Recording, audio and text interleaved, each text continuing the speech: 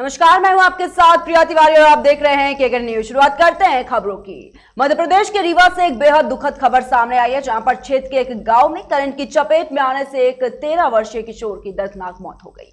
वहीं पोस्टमार्टम के बाद शव परिजनों को सौंप दिया गया और अब पुलिस मामले की जांच पड़ताल में लगातार जुटी हुई है। वहीं घटना से गुस्साए ग्रामीणों ने शव को सड़क पर रखकर कड़ी कार्रवाई की मांग शुरू कर दी, लेकिन फिर वरिष्ठ अधिकारियों के समझाने पर परिजनों ने शव को सड़क से हटा दिया और अब अंतिम संस्कार की तैयारी में लग गए हैं। आपको बता दें कि यह पूरा मामला रीवा जिले के मऊगंज थाना क्षेत्र के बरहटा गांव का है।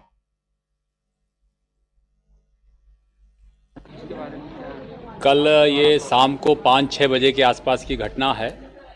एक तार की फेंसिंग थी, उसमें करंट होने के कारण उसमें एक बच्चा उसमें फंस गया और मुझे जानकारी रात को हुई थी।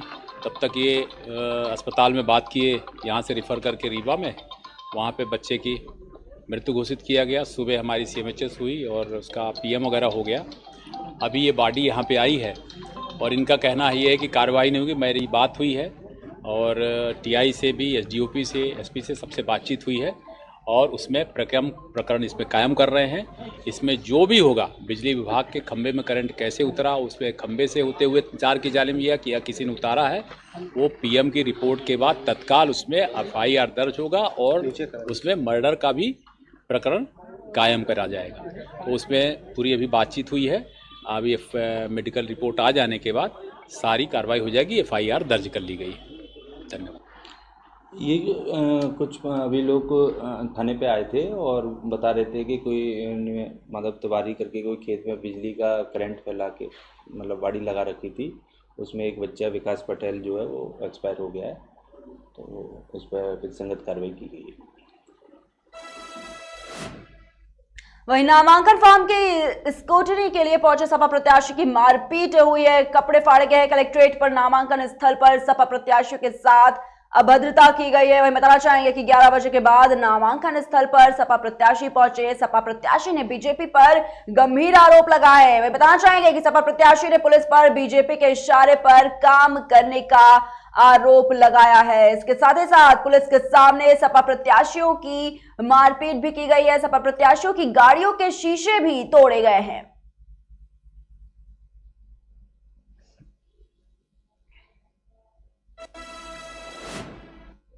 खबर पीलीभीत से है, जहां पर पेट्रोल पंप कर्मचारी के साथ 3 अज्ञात बदमाशों के द्वारा दिन दहाड़े पैर में गोली मारकर लाखों की लूट की गई है। जब पीड़ित युवक ने इसका विरोध किया तो बदमाशों ने पेट्रोल पंप सेल्समैन के पैर में गोली मार दी, जिससे वो गंभीर रूप से घायल हो गया। वहीं घायल को आनन फानन में इलाज के लिए जिला अस्पताल में भर्ती कराया गया। वहीं सूचना पर पहुंची पुलिस घटना के संबंध में जानकारी जुटाकर बदमाशों को पकड़ने के लिए टीमों को गठित कर दी है। आपको बता दें कि पेट्रोल पंप कर्मचारी तकरीबन 12 लाख रुपए लेकर बैंक में जमा करने जा रहे थे जब उनके साथ ये घटना हुई। आपका रघुनंदन प्रसाद। अच्छा, क्या है पूरा मामला? अरे सर, वहाँ तराई से हम पैसा लेके चले गए। अब वहाँ पीछे से गाड़ी आई सर, उसने हमारे आंखों में मिर्चा भर दे और बैग छीनने की कोशिश करी वाले सर। तो बैग हमने छोड़ी ना सर, फिर हम लेके बैग भागे सर, उसने पीछे फायर मार दो, फिर हम गिरिए सर। सर, अभी बड़खेड़ा थाना क्षेत्र में एक लूट हुई है सर, क्या मामला है पूरा सर? देखिए कि रघुनंदन नाम के व्यक्ति अपने जो उनके जो कैश जो मुनीम था वो लेके जा रहा था। उसी वक्त 3 अज्ञात बदमाश जो है उनका नाम रघुनंदन पुकार के उन्हें गाड़ी रोका और रोकते उनके आंखों में मिर्ची पाउडर डाले और जो कैश भरा बैग को लूटने की प्रयास किया। इन्होंने रेसिस्ट किया, इसी बीच में इन लोगों ने गोली चला दी, जिसमें रघुनंदन के पैर में गोली लगी और वहाँ से जो कुछ भी कैश हाथ लगा है, जो लगभग 1.5 लाख का बताया जा रहा है, वो लेके भागने में सफल रहे हैं। अभी हम लोग यहाँ पे मौके पर मुआयना करके, मालिक से बात करके, सेल्समैन से बात करके थाने पे हैं। मेरे द्वारा उचित धाराओं में FIR दर्ज करने हेतु SHO बरखेड़ा को आदेश कर दिया गया है। बाकी जो 3 अलग-अलग टीम गठित कर रहे हैं। वहीं गाजियाबाद के लोनी में मोटरसाइकिल टकराने को लेकर हुए विवाद में बीच बचाव करने पहुंचे दिल्ली पुलिस के रिटायर्ड दरोगा की गोली मारकर हत्या कर दी गई। वहीं बदमाश मौके से फरार हो गए। इस घटना में बीच बचाव करने पहुंचे रिटायर्ड दरोगा के बेटे को भी गंभीर चोटें आई हैं। घटना की सूचना मिलते ही गाजियाबाद एसएसपी पवन कुमार ने पुलिस फोर्स के साथ मौके पर पहुंचकर घटना स्थल का निरीक्षण किया और शव को पोस्टमार्टम के लिए भेज दिया है। साथ ही साथ पुलिस लगातार इस पूरे मामले की कार्रवाई में भी जुटी हुई है।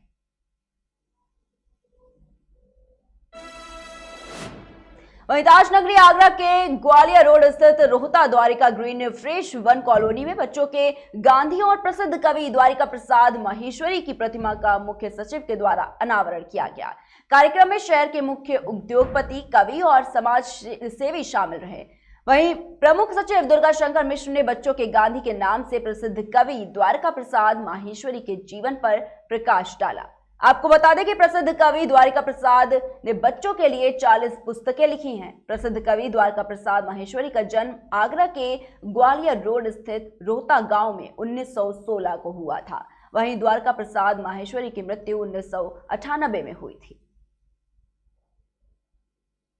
आज हमारे आगरा शहर के गौरव, मान, सम्मान और पर्याय कालजयी के बारे में अभी उल्लेख किया। कालजयी वास्तविकता में कुछ रचनाएं ऐसी होती है जो मन में बस जाती है और इन रचनाओं को जब वो व्यक्ति हमारे पंच महाकोशों में, और अंतिम महाकोश जब होता है आनंदमय कोश में लिख करके जब वो उसे लिखता है तो रचनाएं अजर और अमर हो जाती हैं। और उन्हीं रचनाओं के पर्याय एक हमारे आगरा शहर का गौरव श्री द्वारिका प्रसाद माहेश्वरी जी का, बाबू जी का, जो कि बच्चों के रूप में गांधी जी के रूप में भी जाने जाते थे, उनकी मूर्ति का अनावरण है।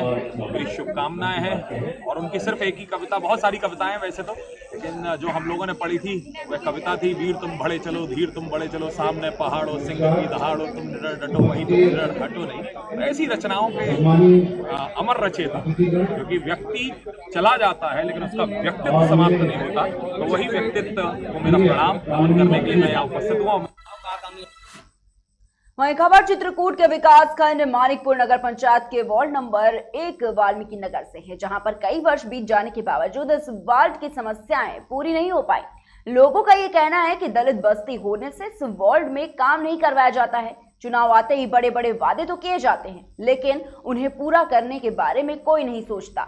जो का तो वैसे ही 5 साल गुजर जाते हैं, लेकिन समस्याएं वैसे ही रह जाती हैं। इस वार्ड में सड़कें नहीं बनवाई गई हैं और ना ही नालियों की साफ सफाई करवाई जाती है।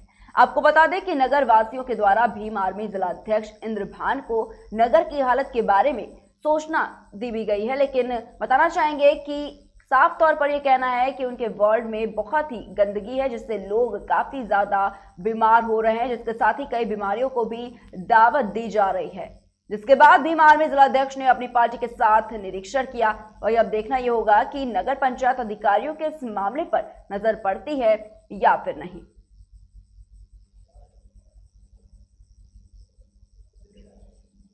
क्या कमी है?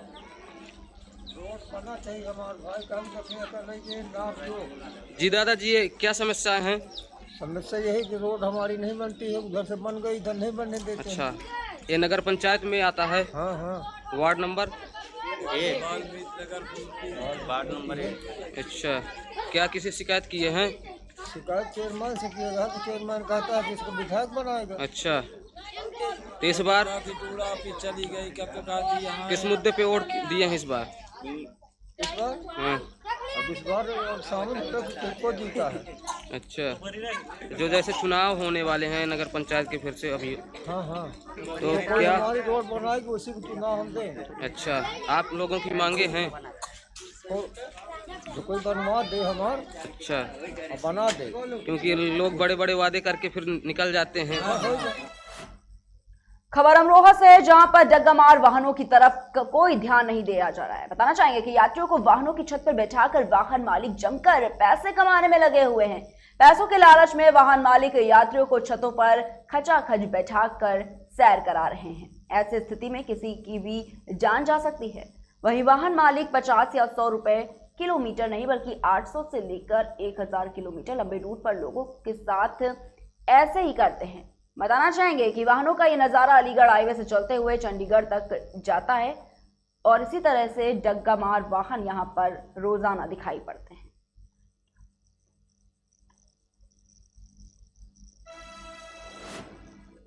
वहीं संभल में शिक्षा विभाग के कारनामे की पोल खुलकर सामने आई है, जहां पर तत्कालीन नगर शिक्षा अधिकारी ने कौड़ियों के भाव 2 स्कूलों का मलबा बेच दिया है। शिक्षा अधिकारी ने नियम कानून को ताक पर रखकर बगैर अनुमति के मलबा बेचा है और इस मामले में उत्तर प्रदेश प्राथमिक शिक्षा संघ के संगठन मंत्री मीना बेगम ने डीएम को शिकायत कर कार्रवाई की मांग की है, जिसके बाद अब इस मामले में डीएम ने संज्ञान लिया है और जांच कर कार्रवाई की भी बात कही है। वहीं अब देखना यह होगा कि इस मामले में तत्कालीन नगर शिक्षा अधिकारी शशि बाला के खिलाफ प्रशासन क्या कार्रवाई करता है।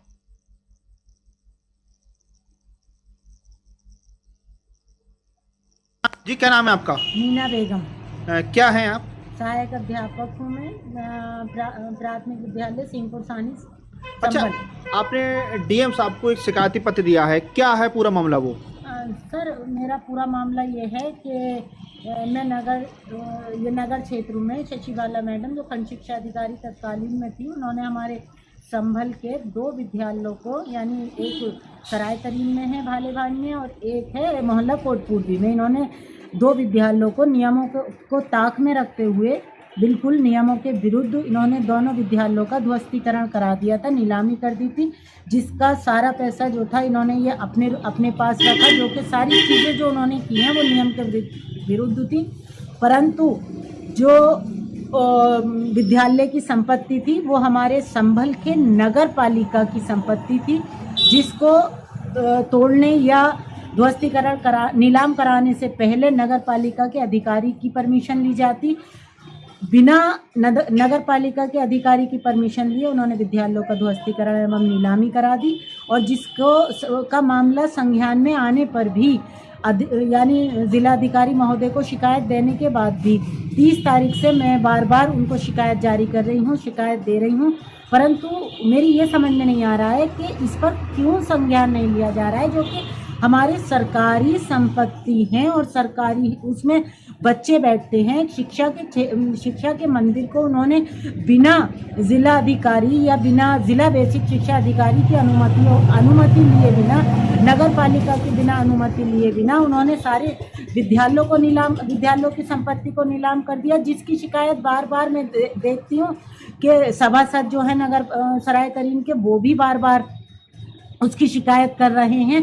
परंतु जिलाधिकारी महोदय की तरफ से मैं इस बात पर आपके माध्यम से मैं ये कहना चाहती हूँ कि ऐसी क्या परेशानी है, ऐसी क्या परिस्थिति है जो इतना सब कुछ हो जाने के बाद भी और बार बार शिकायत करने के बाद भी जिलाधिकारी महोदय इस पर कोई एक्शन नहीं ले रहे हैं। सर, एक महिला शिक्षिका ने संभल में एक आपको शिकायती पत्र दिया था, जिसमें उसमें उन्होंने तत्कालीन खंड नगर शिक्षा अधिकारी शशि बाला जी पर आरोप लगाए थे कि उन्होंने अनाधिकृत तौर पर 2 भवनों को नीलाम करा दिया गया, उनका पैसा भी नकद आहरण कर लिया गया है। ये प्रकरण मेरे संज्ञान में है और इसकी हम जांच कराएंगे। चुनाव की व्यवस्था के कारण से इसकी जांच संभव नहीं हो पाई थी। इसकी जांच कराने के बाद जो भी नियमपूर्वक कार्रवाई की जानी होगी वो कार्रवाई किया जाएगा।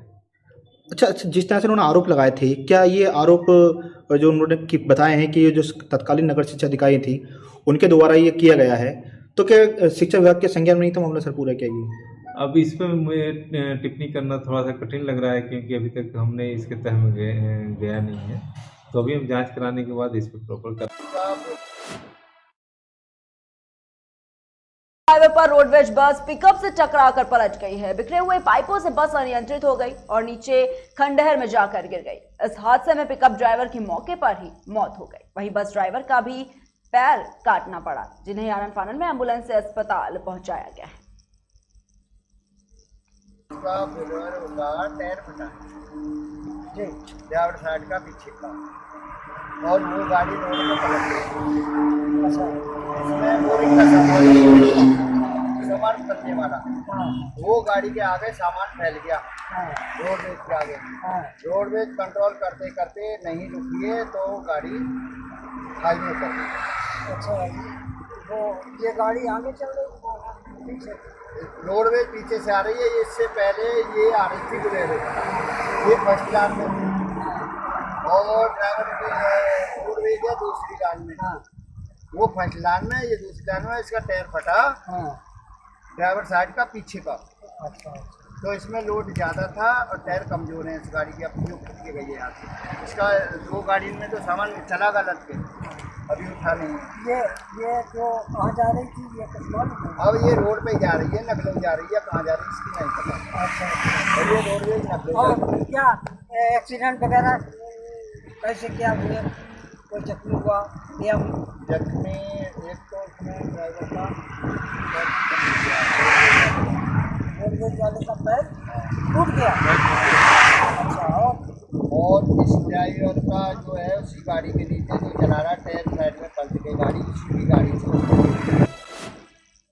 रुक करते हैं अगली खबर की ओर। खबर आगरा से है, जहां पर एक पूर्व सैनिक ने अपनी पत्नी पर मारपीट का आरोप लगाया है। उनका कहना है कि उनकी पत्नी उनके पूरे परिवार के साथ कई बार मारपीट कर चुकी है। इसके अलावा पीड़ित पति ने अपनी पत्नी पर जान माल के नुकसान का भी आरोप लगाया है। पीड़ित युवक ने इसकी शिकायत मुख्यमंत्री पोर्टल पर भी दर्ज कराई है और अब थाना मलपुरा पुलिस का दरवाजा खटखटाने के लिए पहुंचे हैं। वहीं अब देखना यह होगा कि क्या प्रशासन इस मामले में कार्रवाई करता है या फिर पीड़ित को यूं ही दर दर भटकना पड़ता है।